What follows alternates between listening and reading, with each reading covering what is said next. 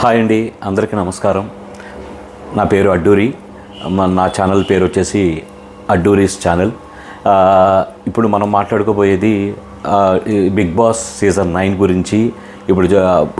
రేపు సెప్టెంబర్ 7వ తారీఖు నుండి బిగ్ బాస్ 9 అనేది స్టార్ట్ అవ్వబోతుంది. దానికి ముందు ఎప్పుడు మనకు 9 సీజన్లో జరిగింది ఏంటంటే, కామన్ పీపుల్ని డైరెక్ట్గా అంటే వితౌట్ ఎనీ ప్రీ ప్రోగ్రామ్స్ ఏమీ కండక్ట్ చేయకుండా డైరెక్ట్గా వాళ్ళు ఇంటర్నల్గా వాళ్ళు అప్లికేషన్ తీసుకొని ఇంటర్వ్యూలు చేసి సెలెక్ట్ చేసేవాళ్ళు కామన్ పీపుల్ని. అంటే మీకు తెలుసు, ఒక 3-4 అలాగా కామన్ పీపుల్ బయట నుండి సెలెక్ట్ అయ్యేవాళ్ళు ప్రతి బిగ్ బాస్ సీజన్కి. నేను ఫస్ట్ బిగ్ బాస్ 1 నుంచి కూడా నేను శివబాలాజీ గారు పార్టిసిపేట్ చేసి విన్ అయిన కప్పు దగ్గర నుండి కూడా నేను ప్రతి బిగ్ బాస్ షోని మిస్ అవ్వకుండా చూసి ఫాలోవర్ని నేను.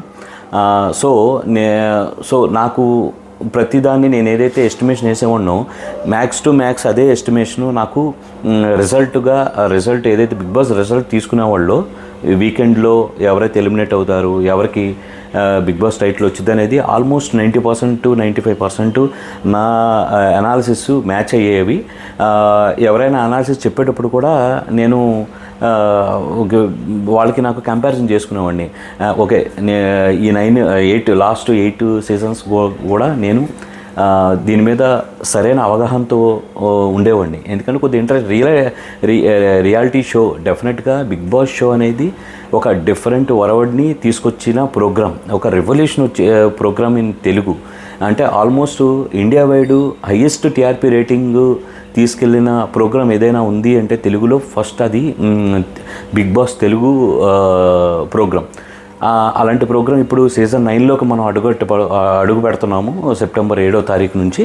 సో దానికి ముందు ఈసారి ఏంటంటే డిఫరెంట్గా ప్లాన్ చేశారు. ఎలా అంటే మొత్తం దీనికి అప్లికేషన్స్ త్రూ వెబ్సైట్ ద్వారా వీటి ద్వారా వాళ్ళు తీసుకున్నారు. దగ్గర 1,00,000కు పైగా అప్లికేషన్లు వచ్చాయి. అందులో వాళ్ళు బిగ్ బాస్ టీం వాళ్ళు దాన్ని ఎవరైతే దీనికి ఈ ప్రొఫైల్స్ సూటబుల్గా ఉన్నాయో బిగ్ బాస్ 9 ఎంట్రీకి యాజ్ ఏ కామన్ పీపుల్, అంటే ఎలాగో మిగతా కంటెస్టెంట్స్ ఎవరైతే ఉన్నారో వాళ్ళు డైరెక్ట్గానే సెలబ్రిటీస్ని తీసుకుంటారు. బట్ సీజన్ 9లో ఏంటంటే కామన్ పీపుల్ని త్రూ డైరెక్ట్ అప్లికేషన్ తీసుకుని అందులో ఫిల్టర్ తీసి దాన్ని కూడా ఒక ప్రోగ్రామ్లా చేసి త్రూ ఎవరైతే ప్రేక్షకుల ఓటింగ్ ద్వారా యాజ్ లైక్ కంటెస్టెంట్స్ ఎవరైతే ఉన్నారో బిగ్ బాస్లో వాళ్ళకి ఎలా అయితే ఓటింగ్ వేస్తామో సేమ్ కామన్ పీపుల్కి కూడా ఓటింగ్ వేసి వాళ్ళ పెర్ఫార్మెన్స్ని బేస్ చేసుకొని త్రూ మన ఓటింగ్ని వాళ్ళ అనాలిసిస్ని మ్యాచ్ చేసుకొని తీసుకునే ప్రోగ్రామ్ని ఈసారి సీజన్ 9కి కామన్ పీపుల్ సెలక్షన్లో ఇంట్రడ్యూస్ చేశారు. అయితే ఇంప్రెసివ్గా ఉందా లేదా అనేది మనం ఈ డిస్కషన్లో మనం మాట్లాడుకోవచ్చు త్రూ మీ మెసేజ్ల ద్వారా కానీ, అలాగే నేను చెప్పేది మీకు మ్యాచ్ అయిందా లేదనేది మనం డెఫినెట్గా మనం ఇది నడుస్తున్న ఎపిసోడ్స్ ప్రకారం నేను ఇచ్చే ఈ అనాలిసిస్ ప్రకారం మనం మాట్లాడుకుంటూ ఇది సక్సెస్ అయిందా లేకపోతే ఎలా ఉంది అనేది ఫైనల్గా మనం ఆఫ్టర్ ద అగ్ని పరీక్ష ఎండింగ్ రోజు మనం డెఫినెట్గా దీని గురించి మాట్లాడుకుందాం. అయితే ప్రజెంట్ ఈ ప్రాసెస్ ఏదైతే ఉందో డెఫినెట్గా ఇట్ ఈస్ ఏ డిఫరెంట్ వేలో కామన్ పీపుల్ని సెలెక్ట్ చేసే విధానం అయితే నాకు బాగా అనిపించింది. ఎందుకంటే ఒక సినిమాకి ప్రీ రిలీజ్ ఈవెంట్లు ఎలా చేస్తారో అలాగా ఇది కూడా ఒక pre release program Bigg Boss 9 ప్రోగ్రామ్కి ఇది ఒక బజ్ క్రియేట్ చేయడానికి చక్కటైన ప్రోగ్రామ్గా డిజైన్ చేశారని అయితే నేను 100% చెప్పగలను. అయితే అప్లికేషన్స్ 1,00,000 పైగా వచ్చాయి బిగ్ బాస్ షోకి, కామన్ పీపుల్ సెలక్షన్కి, ఆడిషన్స్కి. అయితే అందులో వీళ్ళు almost 45 members who are suitable for this program అనే వాళ్ళని ఒక 45 మందిని సెలెక్ట్ చేశారు. ఈ 45 మందిలో కూడా మళ్ళీ త్రూ ప్రోగ్రామ్ ద్వారా, అంటే ఈ టెలికాస్టింగ్ ప్రోగ్రామ్ ద్వారా టీవీలో టెలికాస్ట్ చేసి జడ్జిల్ని ఎవరైతే అభిజిత్ గారు, తర్వాత బిందు మాధవ్ గారు, అలాగే నవదీప్ గారు అండ్ శ్రీముఖి గారు, ఈ 4 జడ్జిలుగా ఉండి ఫిల్టర్ మన ఎదురుగానే చేసి, అలాగే సెలెక్ట్ అయిన గోల్డెన్ చైర్కి సెలెక్ట్ వాళ్ళకి ఓటింగ్ ద్వారా కూడా గోల్డెన్ చైర్కి వెళ్ళే ఛాన్స్ని త్రూ చూసే ప్రేక్షకుల ద్వారా అందించారు ఈసారి. ఇది డెఫినెట్గా డెఫినెట్గా చాలా ఇంట్రెస్టింగ్ ప్రోగ్రామ్ అండి. అయితే ప్రోగ్రామ్ డిజైన్ ఎలా అంటే, మొన్న 22వ తారీఖు ఆగస్ట్ 22వ తారీఖు అగ్నిపరీక్ష, బిగ్ బాస్ అగ్నిపరీక్ష అనే ప్రోగ్రామ్ స్టార్ట్ అయింది. అందులో ఫస్ట్ 45 మంది ఎవరినైతే వీరు వాళ్ళ ప్రొఫైల్ ద్వారా కొంతమంది అందులో ఇన్ఫ్లుయెన్సర్స్ ఉన్నారు, యూట్యూబర్స్ ఉన్నారు, అలాగే కొంచెం ఇప్పుడిప్పుడే త్రూ అంటే కొన్ని పర్సనల్ ప్రొఫైల్స్ ద్వారా కూడా సెలెక్ట్ చేశారు. 45 మందిలో మళ్ళీ ఏంటంటే గోల్డెన్ చైర్కి 15 మందిని సెలెక్ట్ చేసి, ఆ గోల్డెన్ చైర్కి 15 మంది వచ్చిన తర్వాత ఆ 15 మందిలో కూడా 5గురిని బిగ్ బాస్ పంపించే కార్యక్రమం ఈ అగ్నిపరీక్ష అనే ప్రోగ్రాం ద్వారా వాళ్ళకి 45 మందికి పరీక్ష పెడుతున్నారు. అయితే ఎపిసోడ్ 1లో మనకి 22వ తారీఖు జరిగిందండి. అందులో టెలికాస్ట్ అయిన ప్రోగ్రాం ప్రకారం 45 మంది పార్టిసిపేట్ చేశారు. ఎవరెవరు పార్టిసిపేట్ చేశారు, జడ్జిమెంటు ఎంతవరకు కరెక్ట్గా ఇచ్చారు, జడ్జిమెంట్ మనం యాజ్ ఏ ప్రేక్షకుడిగా మనం అనుకునే దానికి వాళ్ళకి మ్యాచ్ అయిందా లేదా అనేది నా ఒపీనియన్ను చెప్తాను. యాజ్ ఏ కామన్ ప్రేక్షకుడిగానే నేను మాట్లాడతాను, నాట్ లైక్ ఏ రివ్యూవర్. నేను రివ్యూ ఏం చేయట్లేదండి, నా ఒపీనియన్ చెప్తాను. నాలాంటి వాళ్ళు చాలామంది సీజన్ 1 నుండి కూడా ఫాలో అయ్యేవాళ్ళు, ఇష్టపడేవాళ్ళు బిగ్ బాస్ని ఉంటారు. వాళ్ళకి నాకు ఏమన్నా మ్యాచ్ అయితే డెఫినెట్గా we are come to under the one community. డెఫినెట్గా నేనైతే ఆశిస్తున్నాను. విత్ యువర్ పర్మిషన్ నేను ఒకసారి ఎపిసోడ్ 1 నుంచే మనం ఒకసారి మాట్లాడుకుందాం బ్రీఫ్గా.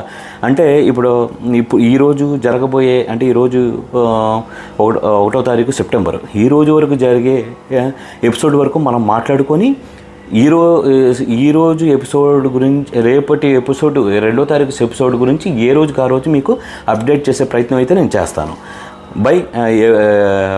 అసలైన ప్రోగ్రామ్ బిగ్ బాస్ 9 ప్రోగ్రామ్ ఏదైతే 7వ తారీఖు స్టార్ట్ అవుతుందో అప్పటికి నేను ఫుల్ ఫ్లెడ్జ్డ్గా ఏ రోజుకి ఆ రోజు ఫీడ్బ్యాక్ మీకు ఇస్తానని అయితే నేను ప్రామిస్ చేస్తున్నాను.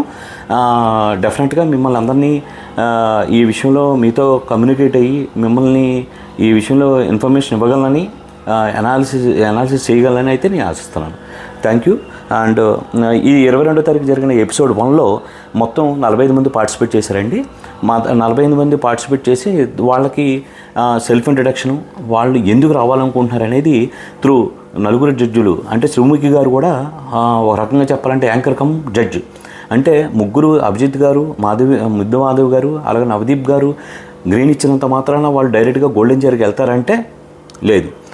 శ్రీముఖి గారు ఏమన్నా అబ్జెక్షన్ చేశారనుకోండి, డెఫినెట్గా దే ఆర్ ఇన్ హోల్డ్, అంటే ఇంకొక సెలక్షన్ ప్రాసెస్లోకి వాళ్ళు ప్రమోట్ చేయబడతారు. అలాగే అందరూ రిజెక్ట్ చేశారనుకోండి, శ్రీముఖి గారు గ్రీన్ ఇచ్చి కూడా ఇంకో అవకాశం శ్రీముఖి గారు కూడా ఇవ్వచ్చు. ఆ అవకాశం కూడా ఉంది యాజ్ ఏ జడ్జిగా, వన్ ఆఫ్ ద జడ్జిగా. సో ఇక్కడ మొత్తం 15 మంది పార్టిసిపేట్ చేశారండి. అందులో 45 మంది పార్టిసిపేట్ చేశారు. అందులో ఫస్ట్ వెరీ పాజిటివ్ నోట్, అంటే ఒక ప్రోగ్రామ్ స్టార్ట్ అయ్యేటప్పుడు మరి అంటే వాళ్ళు కూడా సెలక్షన్ చేసేటప్పుడు మేబీ ఆలోచించుకున్నారేమో, మంచి క్యాండిడేట్తోనే స్టార్ట్ చేశారు. దివ్య గారు షీ ఈజ్ ఫ్రమ్ విజయవాడ. నా వరకు మాత్రం ఈమెకి నేను అంటే ఫస్ట్ మార్క్స్ చెప్పేస్తాను, 5 out of 5 ఇస్తానండి. ఎందుకంటే వెరీ ట్రాన్స్పరెంట్గా ఉన్నారనిపించింది. అలాగే చాలా బాగా ప్రతిదానికి ఆమె కన్విన్సింగ్ చేశారు ముగ్గురు జడ్జిలని అయితే నాకు 100% అనిపించింది. దీని గురించి మీ కామెంట్స్ కూడా ప్రతి కంటెస్టెంట్స్ గురించి నేను చెప్తాను. 45 మందిలో ఎవరైతే గోల్డెన్ చైర్కి నెక్స్ట్ లెవెల్కి వెళ్ళారో వాళ్ళందరికీ మార్క్స్ ఇస్తాను. మీరు ఎవరైనా ఏకీభవించబోనట్లయితే మీరు కూడా దానికి నాకు చిన్న కామెంట్ రూపంలో నాకు తెలియచేయండి. డెఫినెట్గా మీకు మాకు నా ఆలోచనకి మీ ఆలోచనకి మ్యాచ్ అయిందా లేదని డెఫినెట్గా నేను కూడా నన్ను నేను అనాలిసిస్ చేసుకోవడానికి అవకాశం దొరుకుద్ది అనుకుంటున్నాను. దివ్య గారికి అయితే నేను కంప్లీట్గా 5 out of 5 ఇస్తాను. She is a deservable for the golden chair అని నేను అంటాను. అలాగే ఈ మేడం గారి విషయంలో అభిజిత్ గారు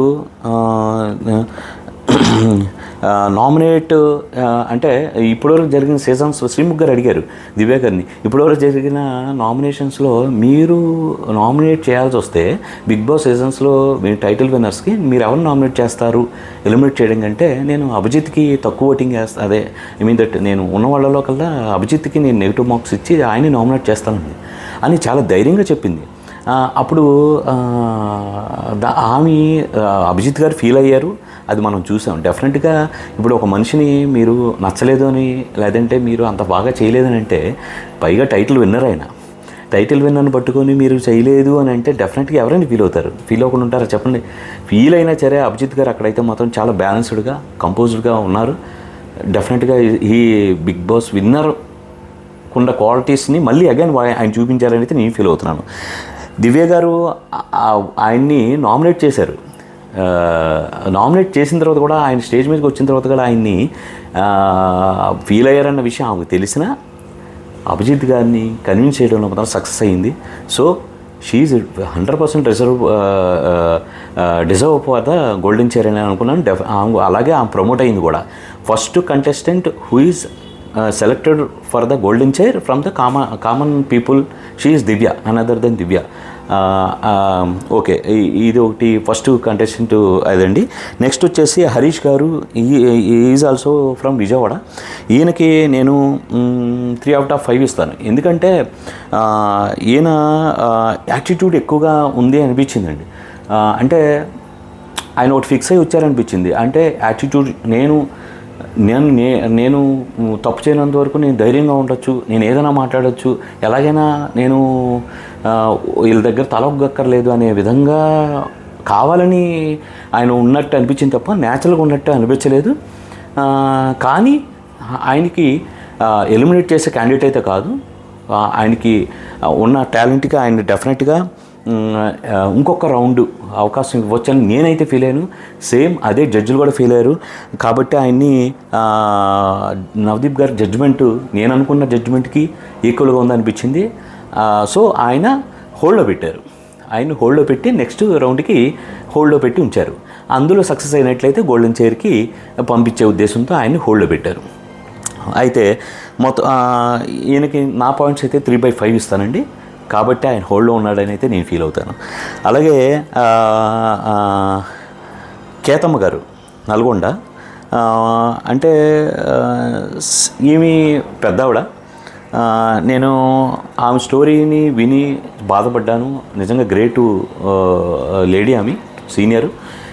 కానీ ఆమె సింపతితో ఆమె బాధని చెప్పి ఆమె సింపతిని క్రియేట్ చేసి చెయ్యాలనుకుందేమోనైతే నాకు 100% అనిపించిందండి. అంటే అలాగే తను మేడం అదే అమ్మగారు లాస్ట్ మినిట్లో కూడా నవదీప్ గారు ఆమెను ఎలిమినేట్ చేశారని అనౌన్స్ చేసేటప్పుడు కూడా, పంపించేటప్పుడు ఆమె వీళ్ళందరూ వెళ్ళి ఆమెని పాపం హగ్ చేసుకొని, అమ్మ మీకు క్రిష్ గారు అవకాశం ఇచ్చారు అది ఇదని అంటే, నెక్స్ట్ రాబోయే ఎపిసోడ్ గురించి చెప్తున్నా, ఆల్రెడీ అయిపోయింది కాబట్టి చెప్తున్నాను. ఒక సినిమాలో అవకాశం ఇచ్చారు, ఆమెను అది గుర్తు చేసి ఆమెను బాధలోనే తగ్గిద్దాం అనుకున్నా సరే ఆమె కన్విన్స్ అవ్వలేదు. ఆమె చాలా లోగా ఫీల్ అయింది అనేది. డెఫినెట్గా బిగ్ బాస్ లాంటి అవకాశం పోయిందంటే ఎవరికైనా బాధ ఉంటుంది. అదే బాధ ఆమె అనుభవించిందని అయితే నేను కూడా ఆ బాధకి అర్థం చేసుకోగలను. కానీ ఎందుకనో నాకైతే మాత్రం ఆమె ఈ హౌస్కి సూటబుల్ కాదనేది నా ఫీలింగ్. తర్వాత ప్రియా గారు కర్నూలు నుండి వచ్చారు. ఆమె కూడా నాకు కరెక్ట్గా ఆమెకి మ్యాక్స్ 2.5/5 నేనైతే నా ఒపీనియన్ ప్రకారం నేను ఇచ్చాను పాయింట్స్. నేను అనుకున్న రకంగానే వాళ్ళైతే జడ్జిమెంట్ కూడా ఇచ్చారనుకుంటున్నాను. She is eliminated from the round. Abhijit garu ఈ విషయంలో అయితే మాత్రం కరెక్ట్ జడ్జిమెంట్ ఇచ్చారు. అంటే కరెక్ట్ జడ్జిమెంట్ అంటే ఎలిమినేట్ చేయడం కరెక్ట్ జడ్జిమెంట్ అన్నాం అంటే అక్కడ యాప్ట్గా న్యాయంగా జరగాల్సిన జడ్జిమెంట్ జరిగిందని అయితే నా ఫీలింగ్. అలాగే తర్వాత మన్మథ రాజా కూడా ఇది బిగ్ బాస్ హౌస్ అండి. ఇది మీ దగ్గర ఉన్న బ్యాలెన్సింగ్ కేపబిలిటీసు, స్ట్రాటజీసు, మీకున్న స్ట్రెంగ్త్లు, అలాగే ఒక మనిషిగా మీరు ఏ రకంగా మీరు ఛాలెంజెస్ని ఫేస్ చేయగలరు. బిగ్ బాస్ హౌస్లో సో మెనీ ఎమోషన్స్. నిజంగా బిగ్ బాస్ హౌస్లో ఉంచి సంపూర్ణేష్ బాబు గారు లాంటి వాళ్ళు, అంత పెద్ద హీరో కూడా ఆయన హౌస్ నుండి వెళ్ళిపోయేలాగా అయిపోయారంటే మెంటల్గా అక్కడ ఎంత స్ట్రెస్ ఉంటుంది ఒక పీరియడ్ ఆఫ్ టైం తర్వాత అనేది మనం ఆలోచించాలి. సో అలాంటి చోట ఈ సెంటిమెంట్లతో లోపలికి వెళ్ళిపోతా ఉంటే అంత ఈజీగా నవదీప్ గారు చాలాసార్లు చాలా కంటెస్ట్లకు అన్నారు, అంత ఈజీగా నెక్స్ట్ లెవెల్కి వెళ్ళిపోవడం అనేది నాకు ఎందుకో అన్నారు చూసారా, అది అందరి దగ్గర సూట్ అవ్వవచ్చు, కానీ డెఫినెట్గా ఈ మన్మథ రాజా అనే వ్యక్తి దగ్గర మాత్రం సూట్ అవుద్ది.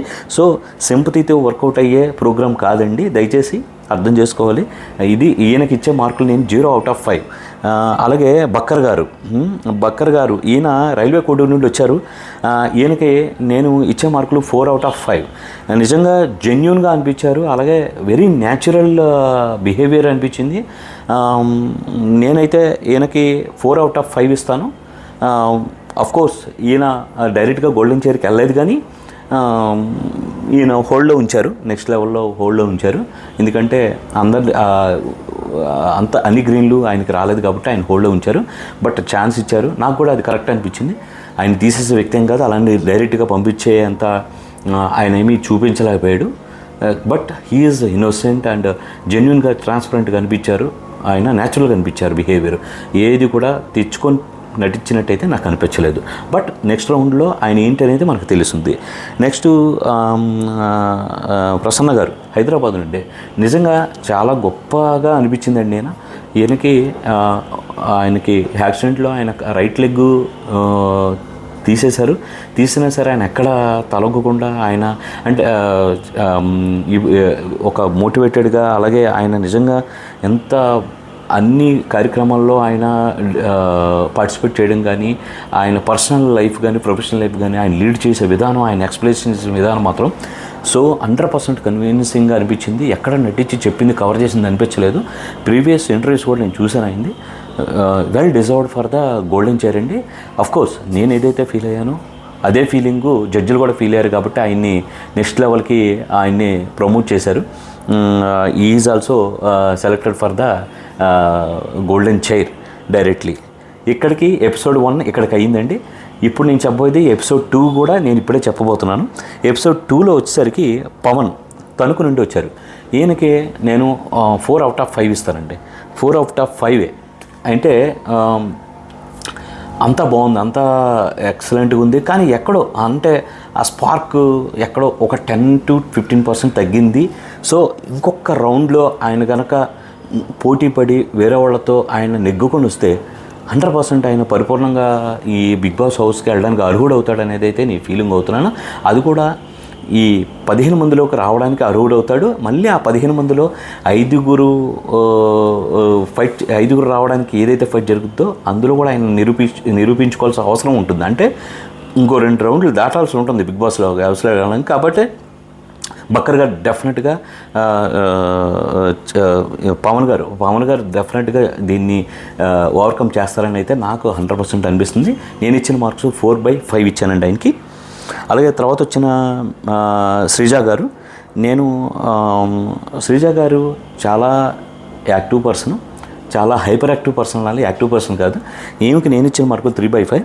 అఫ్కోర్స్ ఈమెకున్న కాన్ఫిడెంట్ అనాలా ఓవర్ కాన్ఫిడెంట్ అనాలా తెలియట్లేదు. ఎందుకో జడ్జెస్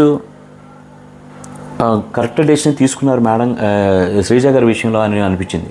ఎందుకంటే శ్రీజ గారు ఫస్ట్ ఆఫ్ ఆల్ యాంకర్ మాట వినట్లేదు. శ్రీముఖి గారు ఏదో చెప్పడానికి ట్రై చేసినట్టు ఆగు అని చెప్పి, అంటే ఆమె ఏమైనా బజ్ క్రియేట్ చేయడానికి లేదంటే ఒక ఎంటర్టైన్మెంట్ చేయడానికి ఆమె చేసిందేమో నాకు తెలియదు. కానీ పదే జడ్జిలు ఆమె గురించి ఒక నెగిటివ్ రిమార్క్ చెప్తున్నప్పుడు ఆమె ఆ విషయాన్ని చాలా లైట్ తీసుకుంది అనిపించింది. చాలా లైట్ తీసుకొని మీరు అలా అనుకుంటే నేనేం చేయలేను అనే విధంగా ఆమె వాళ్ళ జడ్జిమెంట్ని కానీ ఆ జడ్జి ఇచ్చే ఇన్సైట్స్ కానీ ఆమె సరిగ్గా తీసుకోలేనిదే లేదు అనేది నా అభిప్రాయం. అందుకనే నేనైతే మాత్రం ఆమెకి నేను ఇచ్చిన మార్క్స్ 3/5 ఇచ్చాను. సో హోల్డ్లో పెట్టారు. నెక్స్ట్ రౌండ్కి ఆమెని జస్ట్ నెక్స్ట్ రౌండ్కి పంపించారు. గోల్డెన్ చైర్కి అయితే కాదు, ఇంకొక రౌండ్ ఆమె ఫేస్ చేయాల్సి ఉంటుంది. తర్వాత వచ్చేసి ఊర్మిళ గారు. ఇక్కడ మిగతా ఇద్దరు ఆమెకి నెగిటివ్ జడ్జిమెంట్ ఇచ్చారు. ఎవరు బిందు మాధవ్ గారు అలాగే అభిజిత్ గారు నెగిటివ్ జడ్జిమెంట్ ఇచ్చారు. కానీ నవదీప్ గారు మాత్రం ఆమెని గ్రీన్లో పెట్టి హోల్డ్లో పెట్టారు.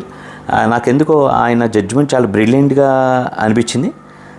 But my score is given to her is 3/5 only. So ఆమె ఇంకా నిరూపించుకోవాల్సి ఉంది అని అయితే నాకు అనిపించింది. అందుకే మేబీ బిందు మాధవ్ గారు జడ్జిమెంట్ కానీ అభిజిత్ గారి జడ్జిమెంట్కి నేను ఏకీభవించేలాగా నాకు అనిపించింది. నా అభిప్రాయం కూడా వాళ్ళతో మ్యాచ్ అయింది. నవదీప్ గారు విషయంలో నేను చాలా హ్యాపీగా ఫీల్ అయ్యే విషయం ఏంటంటే ఆయన ఆల్మోస్ట్ ఆడియన్స్కి 90% టచ్లో ఉంటారు. ఆయన బిందు మాధవ్ గారును అభిజిత్ గారు కొంచెం డివైడ్ అయిపోతున్నారు. అంటే ప్రేక్షకుల నాడికి మన జడ్జిమెంట్కి కొంచెం దూరంలో ఉంటున్నారు. కానీ నవదీప్ గారు ఆల్మోస్ట్ 90% జడ్జిమెంటు కామన్ పీపుల్కి దగ్గరగా ఉన్నట్టయితే నాకు అనిపించింది. అంటే మనం ఎలా ఆలోచిస్తామో అలాగే ఆయన ఆలోచిస్తున్నారు, ఆ పాయింట్ రైట్ చేస్తున్నారని అయితే డెఫినెట్గా అనిపించింది. అంతేగాని ఒక డిఫరెంట్గా జడ్జిమెంట్ ఇవ్వాలి, నేను స్పెషల్గా జడ్జిమెంట్ ఇవ్వాలని అయితే మాత్రం ఆయన ఎక్కడ కూడా ఆయన ఆ పైత్యాన్ని చూపించలేట్టయితే నాకు అనిపించలేదు.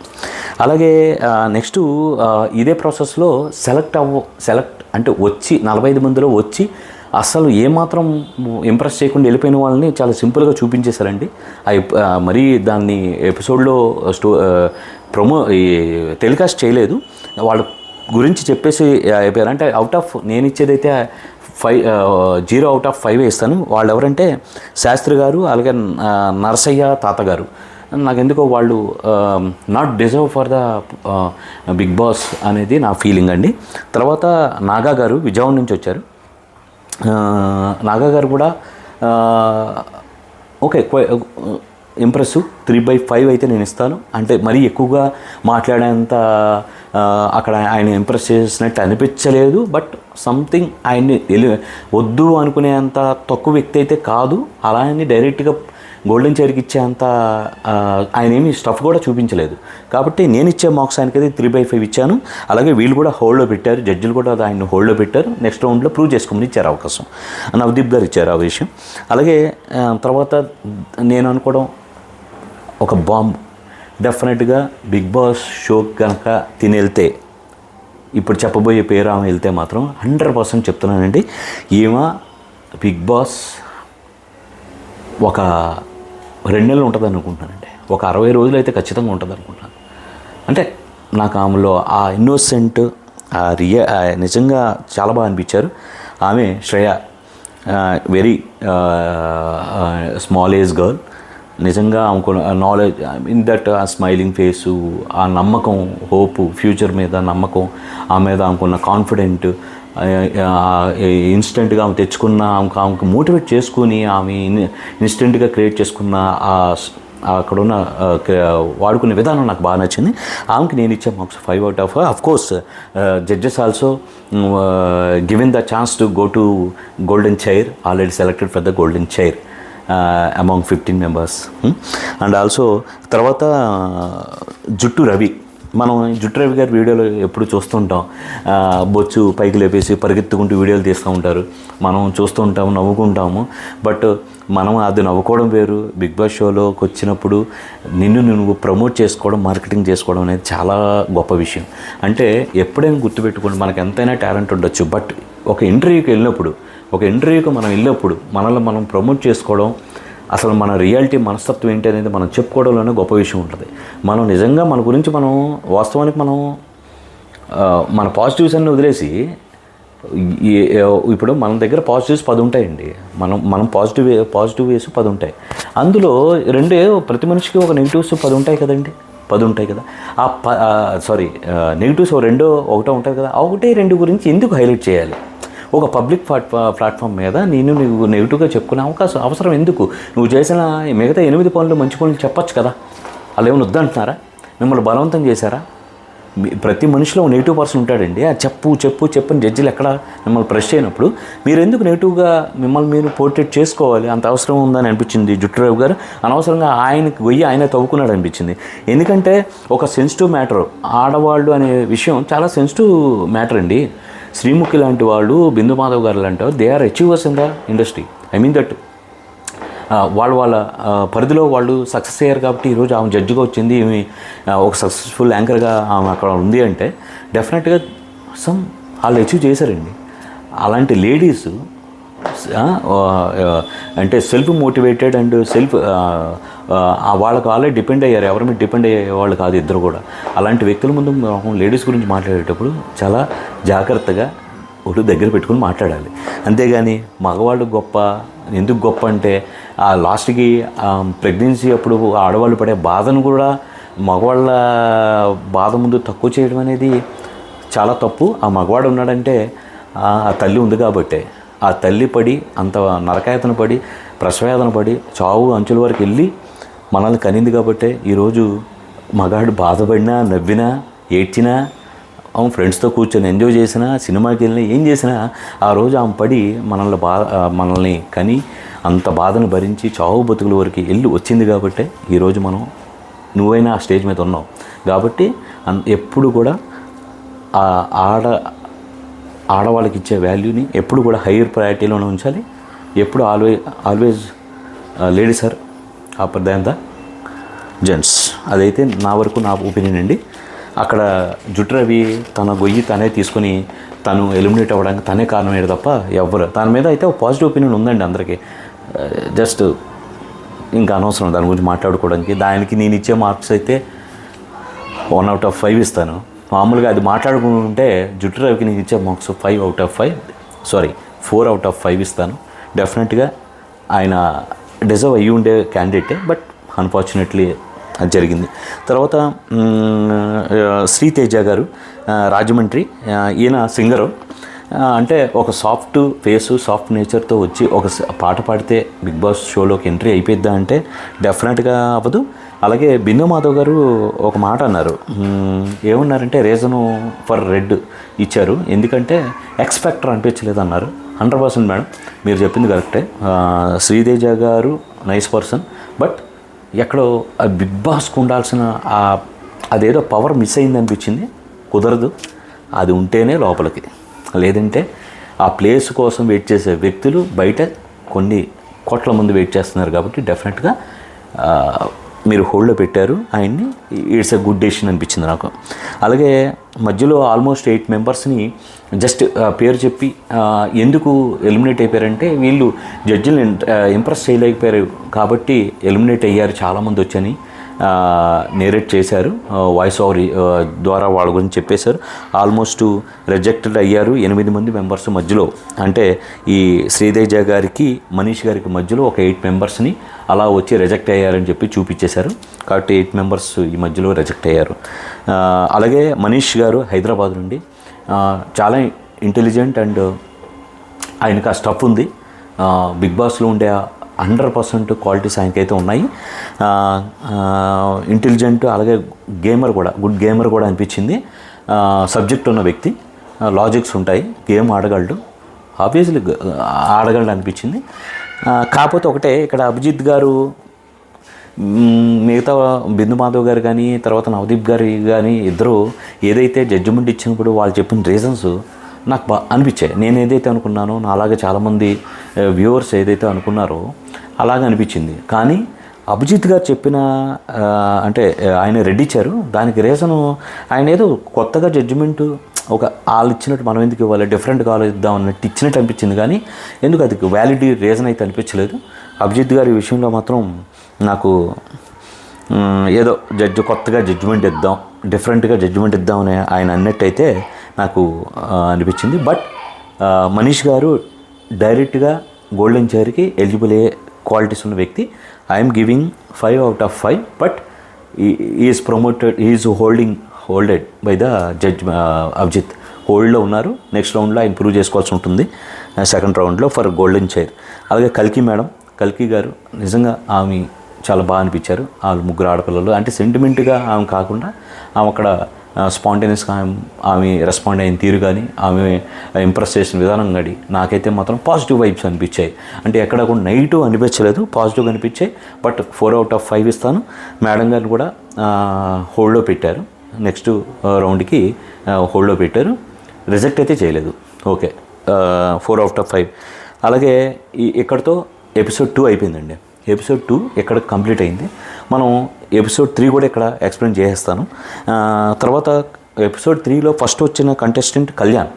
ఈజ్ ఫ్రమ్ విజయనగరం, సోల్జర్ అండి. ప్రజెంట్ లాస్ట్ 3 years నుండి సోల్జర్గా ఇండియాకి సర్వీస్ అందిస్తున్నాడు.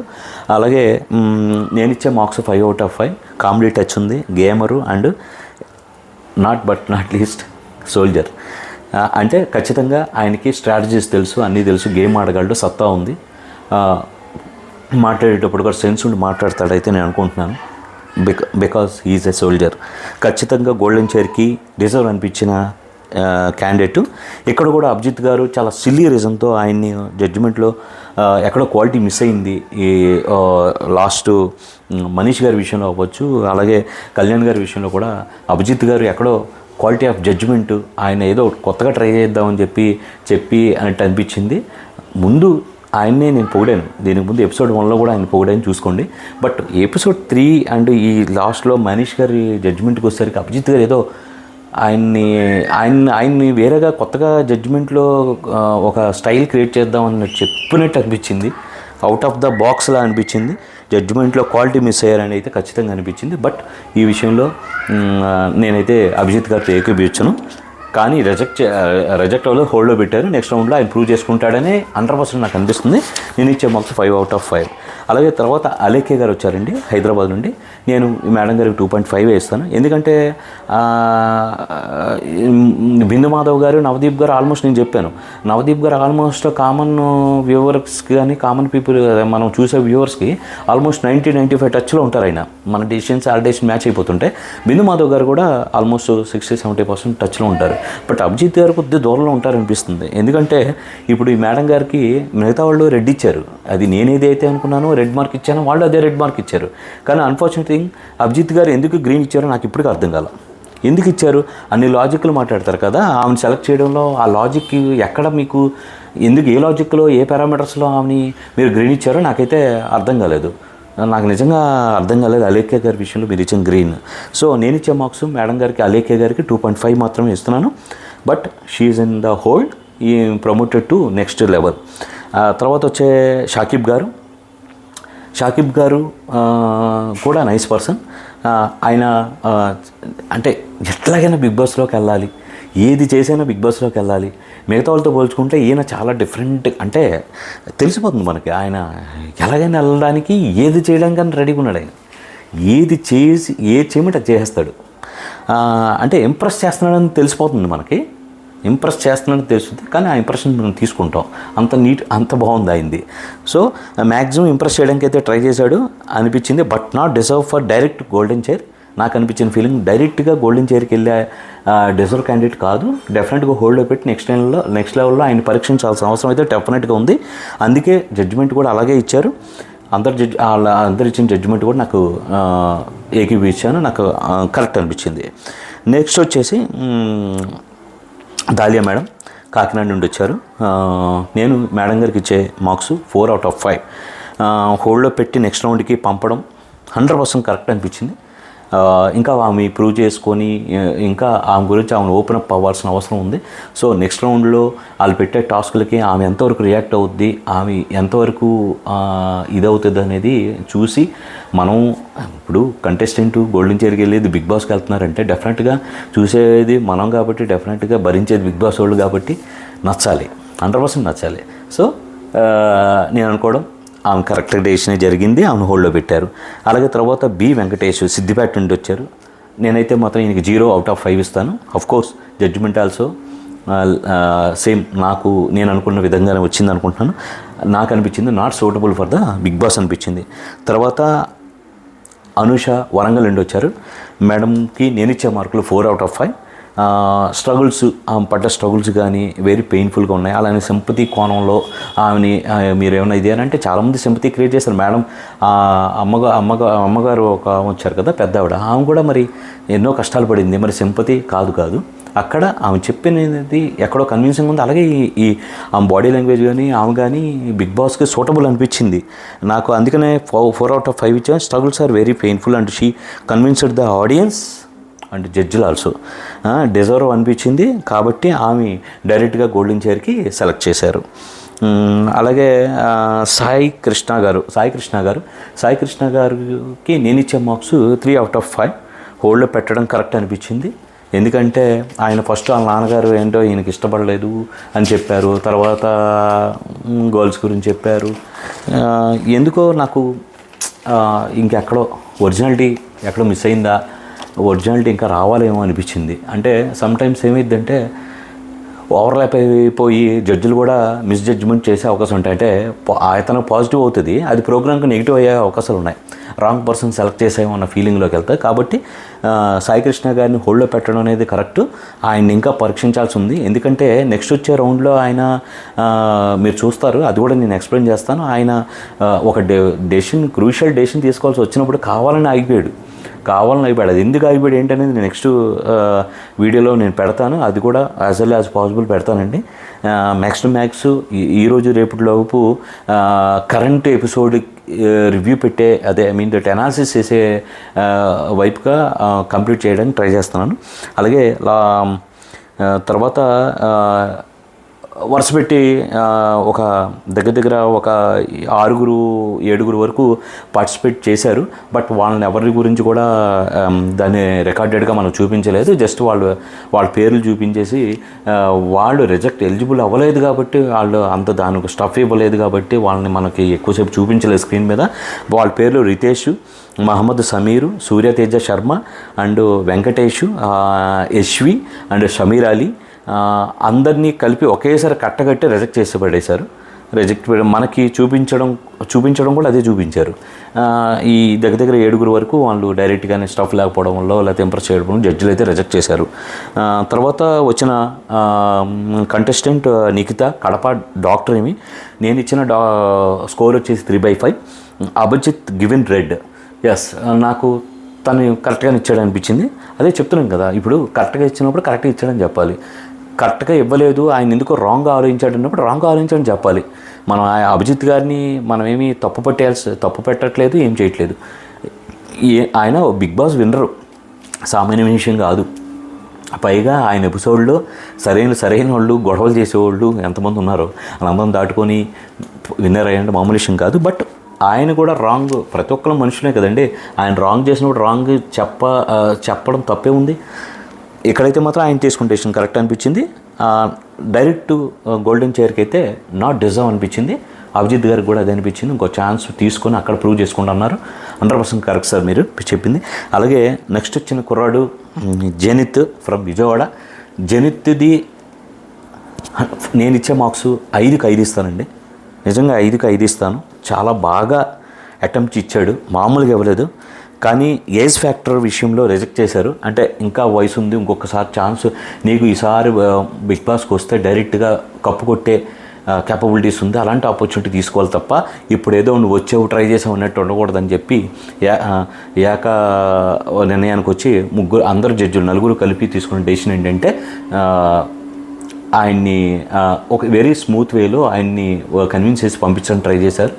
బట్ నాకైతే అనిపించింది శ్రేయా గారికి ఇచ్చిన అవకాశం జనిత్కి ఇస్తే తప్పు ఏంటి అనిపించింది. ఇప్పుడు శ్రేయా గారు కూడా తక్కువ వయసు, డెఫినెట్గా ఆమెకి ఎలా అయితే డిజర్వ్ అయిందని మీరు అనుకున్నారో జనిత్కి కూడా అవకాశం ఇస్తే బాగుండేది అనిపించింది. బట్ మీరు అన్నట్టు హౌస్లో అంత అంటే వై నాట్, ఎందుకు ఆయన చేయలేడా, అటెంప్ట్ చేయలేడా, అది మనం డిసైడ్ చేయకూడదు. అది డిసైడ్ చేసి అందుకనే మీరు ఒక హోల్డ్లో పెట్టి ఒక నెక్స్ట్ రౌండ్ పంపించుంటే బాగుండేదే అనిపించింది.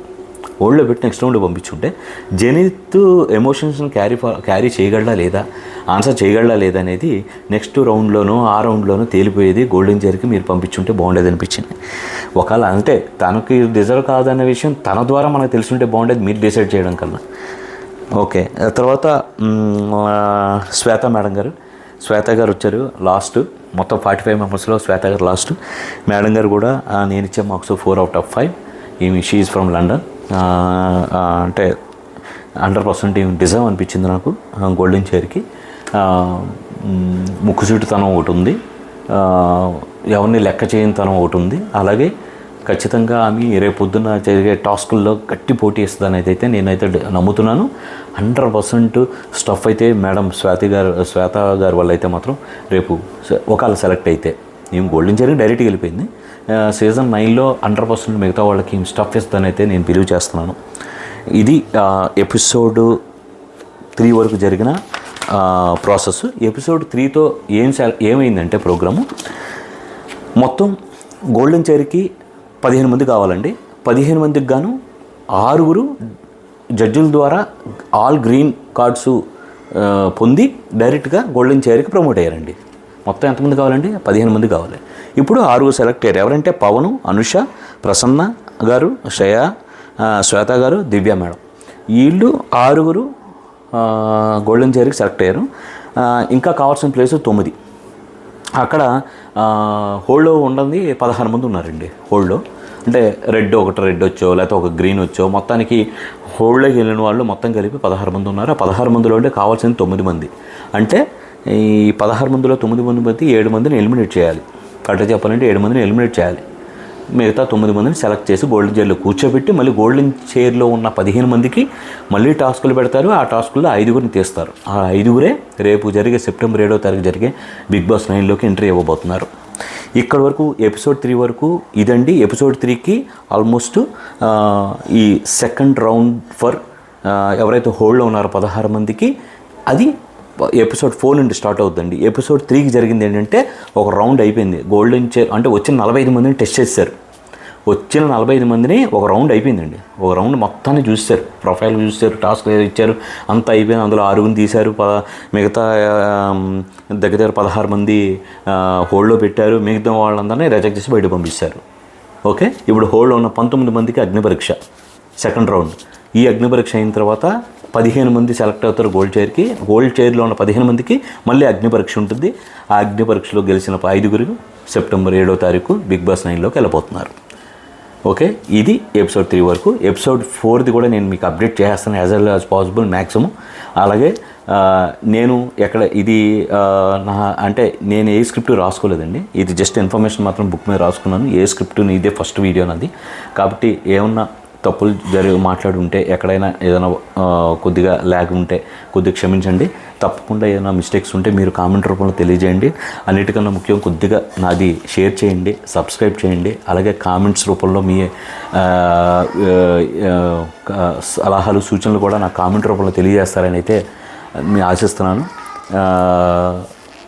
చూసిన ప్రతి ఒక్కరికి మనస్ఫూర్తిగా నమస్కరిస్తూ మీ Adduri. Please encourage my channel, Adduri channel.